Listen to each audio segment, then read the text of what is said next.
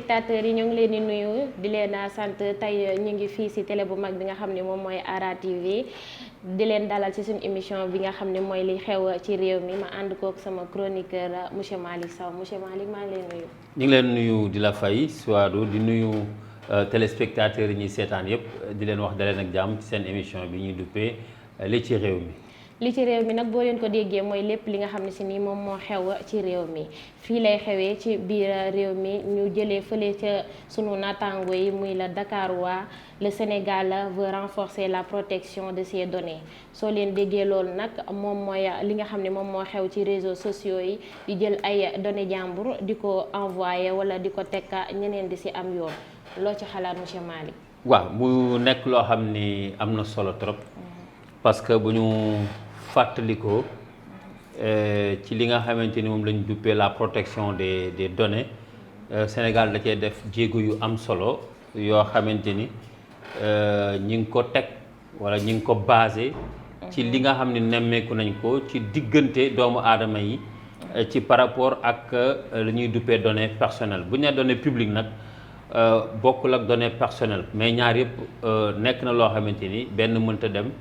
bàyyi moromam. Alors bu ñu fàttalikoo su ma nee Sénégal def na ci ay jéego yu am solo bu ñu fàttalikoo en 2008 Sénégal voté woon na ci ay lois yu bari 2008 boo xoolee dem nañ ci ba ci ay plus de 40 lois yoo xamante ni en ce moment il y avait le Sénat qui existait entre l'Assemblée nationale qui votait ces lois mu jaar Sénat ak dem présidence le président promulgué loi yi mu nekk ay loi yoo xam ne dañ ko jël pàcc par pàcc di ko ceytu ñu am lu ñuy duppee cybercriminalité moom mooy cybersécurité bi nga xam dañ ko dénk waa force de défense yi nga xam ne moom mooy la police di essayer protéger nit ñi ci li nga xam ne nemmeeku ko yaa ngi koy wax sànq muy phénomène yi am ci réseaux sociaux yi ces lois là en 2008 bi ci njëkk c'était la loi 2008-08 boobu mi ngi wax ci li ñuy duppee les transactions électroniques ñu dem ci kanam am na beneen loi bu ñuy duppee la loi 2008-10 yooyu yëpp ñu ngi ko voté soo xoolee ci janvier 2008 cette loi parle un peu sur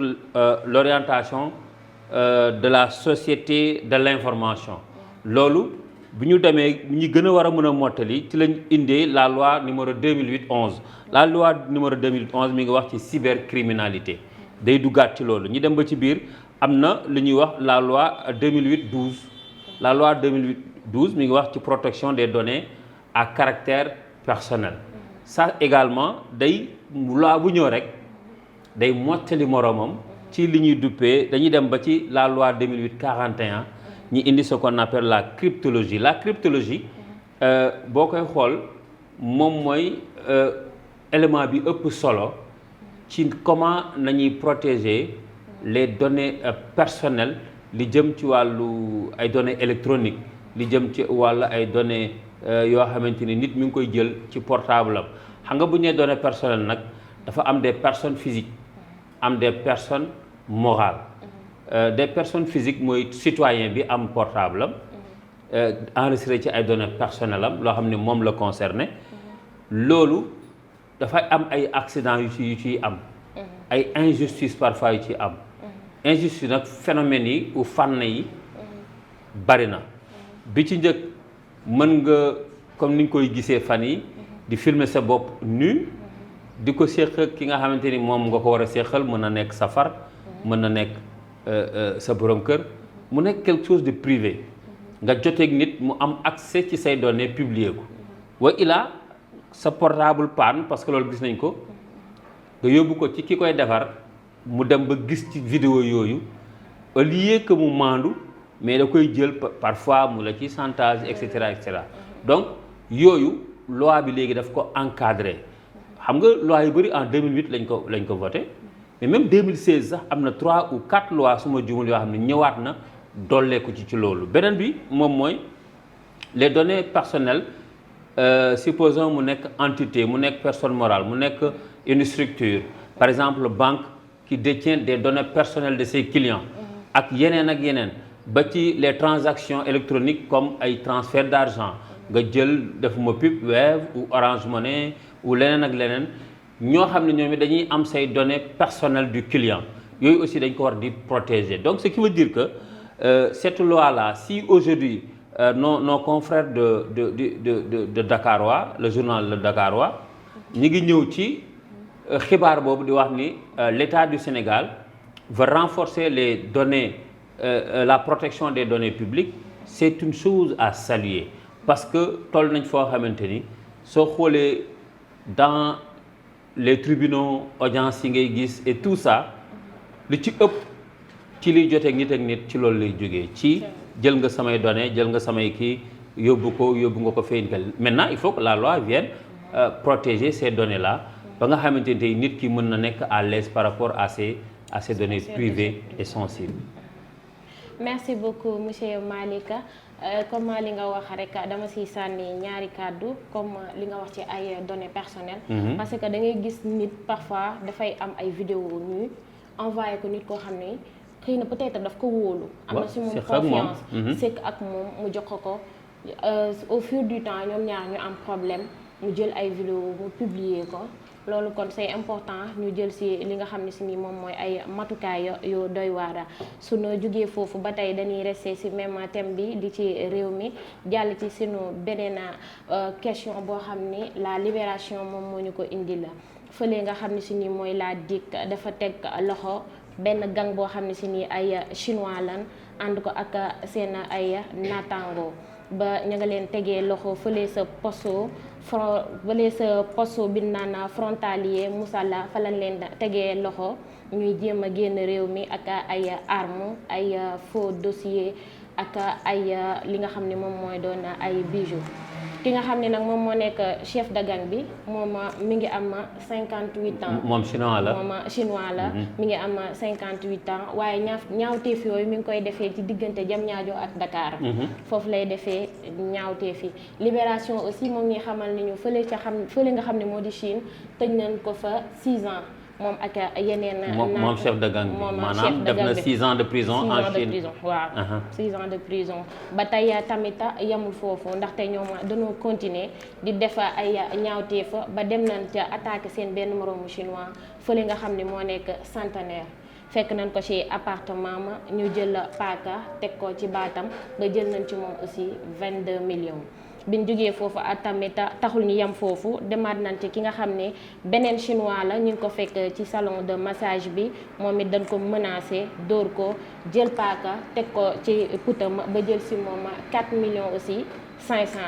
ba tey xeeti ñaawteef yooyu yemul foofu Libération moom moo ñu koy wax keneen ki ñu ngi ko fekk ci këram Diamniadio vers 21h moom tamit dañ ko menacé ñu dóor ko jël paaka teg ko aussi ci putama ba jël nañ ci moom 3 millions 500 boo dee xool loolu lépp ay ñaawteef la mi ngi xewee fii ci suñu réew fii nga xam ni moo di Sénégal lan nga ci xalaat. waaw loolu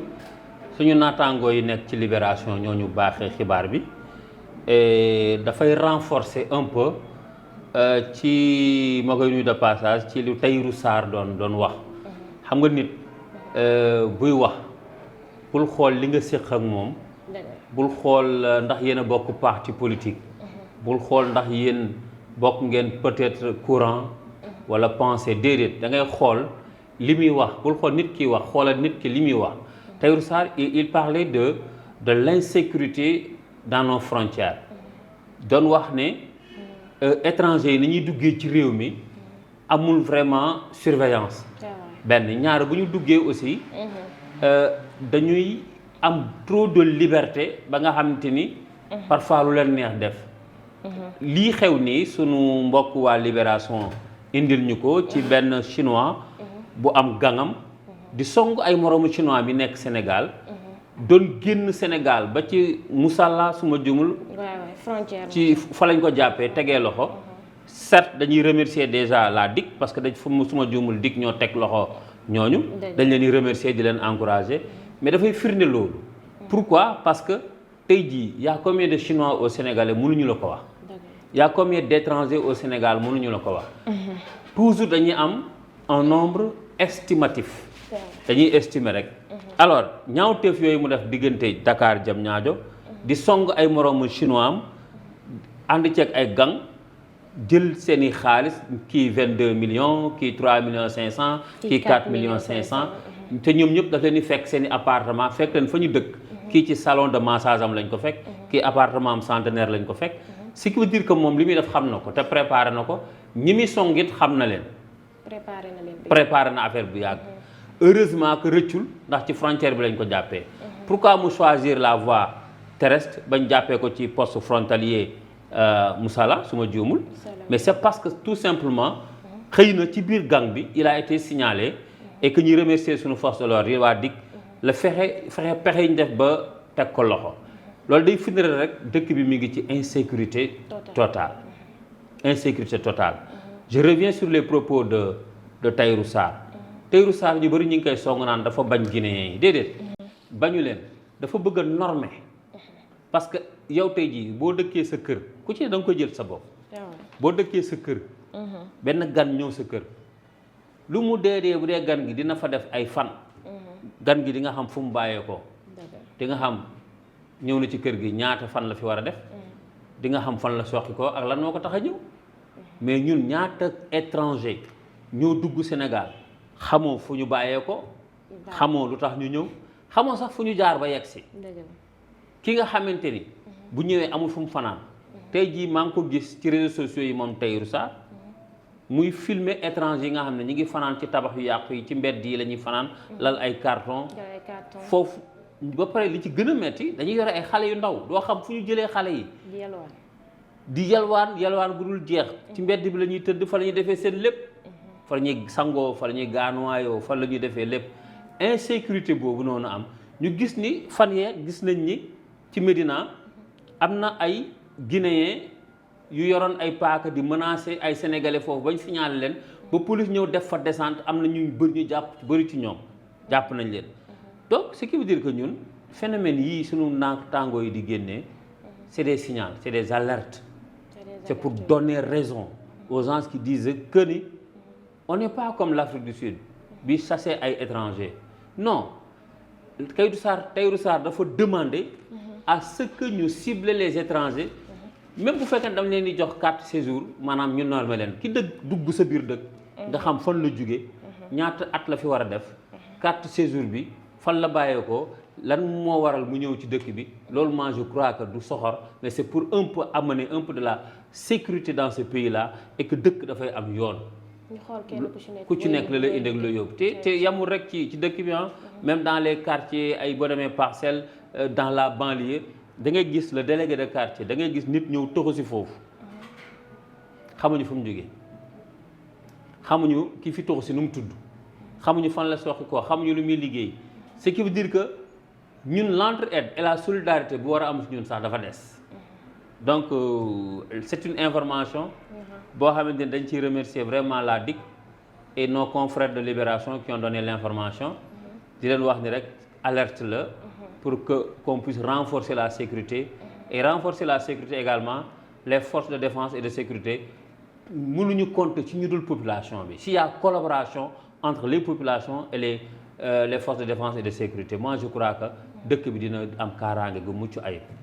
loolaa ci xalaat. merci beaucoup monsieur Malick comme ni nga ko waxee rek dañuy wax ni kon dëkk bi insécurité totale moom moo fi am ku nekk na fagaru kon fii la ñuy jaarelee di leen tàggu di leen wax ba beneen yoon nooy tàggatoo yow. di la remercier di wax ñi ñuy seetaan les téléspectateurs beneen numéro. ci seen émission li ci réew mi waaw li ci réew moom fi lañ koy faram-fàccee merci beaucoup. kon merci beaucoup ba beneen yoon ci beneen numéro ñoo ngi remercier aussi sunu caméraman yi bu baax a baax merci beaucoup et à la prochaine.